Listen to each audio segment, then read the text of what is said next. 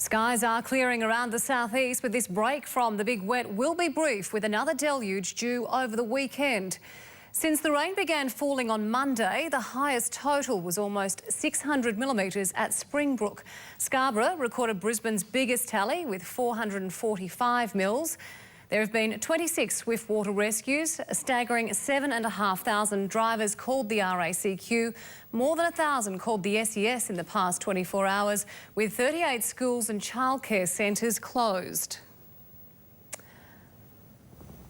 Well, after moving through Brisbane, the rain bucketed down on the Gold Coast all day. Simon Hooper joins us now from Surfers Paradise. And Simon, some areas had 100 millimetres in just 6 hours. Well, that's right, Georgie. It might not look like it now, but this morning the Gold Coast was something else. And a king tide mid-morning didn't help matters much either.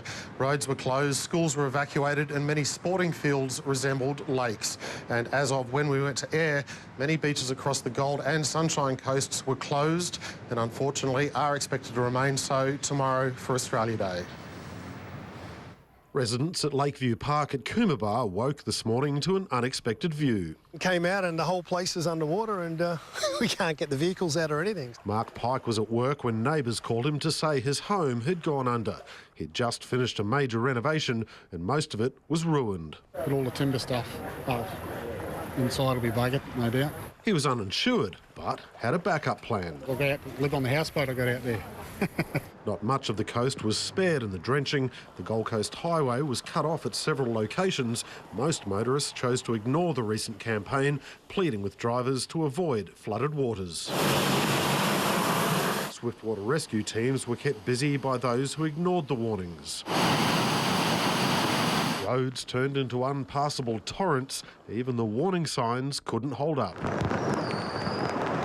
And how's this for a water trap? Believe it or not, there's a golf course under all this water. Its owners say they've never seen anything like it. It's been nearly this high before, but not quite this high. All our fairways are gone. There's nothing left. Schools everywhere had to be evacuated as the floodwater continued to rise. Not that the kids seemed to mind. The floods have caught a lot of people off guard. Most people weren't expecting the waters to rise so quickly. She's normally pretty low down here. I've never seen her that deep. The SES responded to hundreds of calls for help, but plans to evacuate residents weren't needed. On the Gold Coast, Simon Hooper, 10 News.